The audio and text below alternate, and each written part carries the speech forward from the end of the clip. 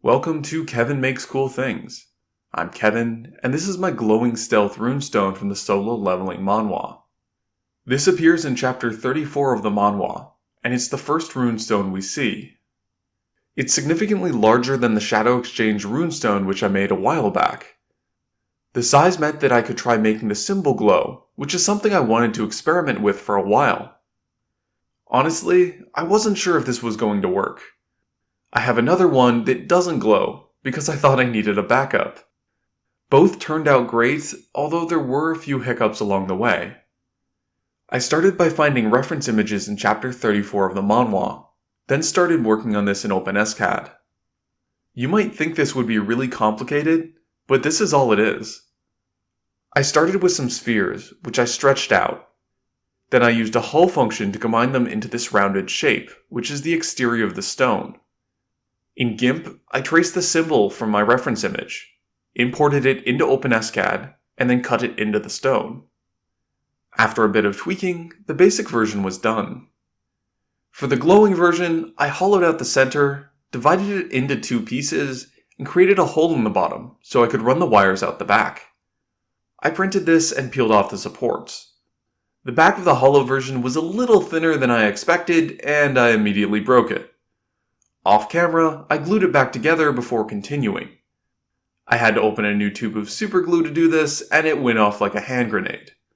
Sadly, this wasn't the end of my troubles with superglue during this project. I sanded everything, applied some wood filler, and then did some more sanding. I used white as a base coat, but I didn't cover every part of the hollow version because I still had to connect the two sides. I picked up some 320 and 400 grit sandpaper for this project, because I wanted to try sanding the white base coat before adding the color. This worked out great, and the surface is noticeably smoother than some of my other projects. To make the symbol glow, I used an EL panel. This was around $20 on Amazon, which is more than I normally spend on something like this, but I've wanted to work with this material for years, so I went ahead and got it. My plan was to cut and fold this panel to get it inside the stone.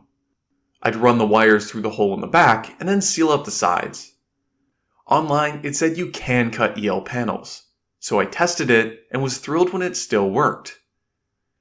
Afterwards, I did more research, which I probably should have done before purchasing the panel in the first place. I learned that I probably shouldn't have cut the panel because cutting through the protective film reduces the panel's lifespan and might cause it to short out. Thus began a couple of frantic days of work to finish and photograph this project before the EL panel broke. I did have a backup plan at this point. The EL panel didn't come with a power supply, so I bought some blue EL wire with a power supply on Amazon for around $8.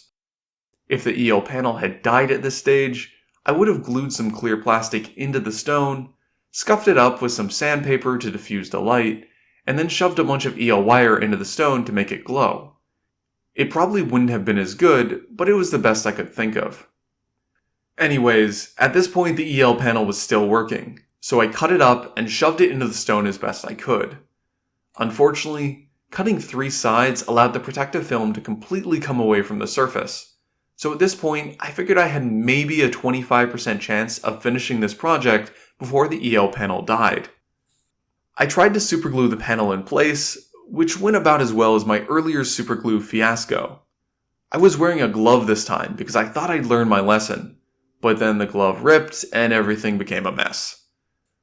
By the time I was trying to superglue the sides of the stone together, I remembered why I switched to using only 2-part epoxy, so I mixed up some of that and finished my glue up. I also stuck the centerpiece of the arrow directly onto the EL panel. The epoxy did the trick. After letting it dry, I tested the EL panel to make sure it still worked, and then disguised the join with some wood filler. After sanding everything, I added some gray paint. Normally, I'd start with white paint, but I was racing to finish this before the EL panel died, and I didn't have time for a base coat. I added some texture by rubbing some darker paint on the stone with my fingers, and then running some watered down gray over it to blend everything together. The paint job won't win any awards, but it looks like a stone. The last step was adding some matte Mod Podge. I'm doing this at 5:40 AM before work because I'm on such a tight deadline. The basic version that doesn't glow was a much simpler process. It was basically the same steps, but without the gluing and crunch time. I painted the symbol with the same paint I used for my Baruka's dagger build, and then carefully painted the gray around it. Then I added some matte Mod Podge, and it was also done. I'm super happy with how these came out, especially the glowing one. It's silly, but the fact it glows just makes me so happy. Even if it only lasts another few days, I think it was a worthwhile experiment. A big thanks to Murian99 for inspiring me to make this. As my channel name suggests, I do this stuff because I think it's cool, and I want other people to enjoy it as well. Seeing someone making and posting my models is super awesome, and it inspired me to do another solo leveling project. I do want to make other stuff from solo leveling, but it's going to take me at least a few months. I love OpenSCAD. Probably a little too much, but it's not a great choice for modeling daggers or other advanced props. While the paint was drying on this project, I was watching Blender tutorials, and I'm looking into building a better 3D printer, but that takes time, and it's going to be quite a while before I can seriously consider making something like an elaborate dagger. I hope you enjoyed the project. The files are available on Thingiverse if you want to make your own. I'll put a link in the description. If you liked what you saw and you want to support the channel, then please like and subscribe.